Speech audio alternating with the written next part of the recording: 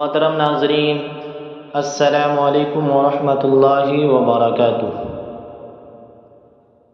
ایک مرتبہ ابو جہل نے لات و عزیٰ کی قسم کھا کر کہا کہ اگر میں نے محمد صلی اللہ علیہ وسلم کو زمین پر ناک رگڑتے یعنی سجدہ کرتے ہوئے بھی دیکھ لیا تو اپنے پیروں سے نعوذ باللہ اس کی گردن رون ڈالوں گا۔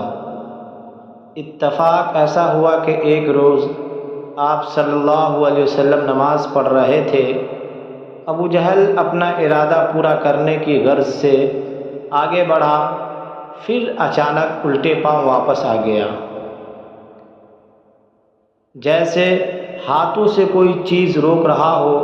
لوگوں نے اس سے ماجرا پوچھا تو اس نے کہا، میں نے اپنے اور محمد صلی اللہ علیہ وسلم کے درمیان دہکتی ہوئی آگ کی خندق دیکھی اور بڑا خوفناک منظر پر دیکھے۔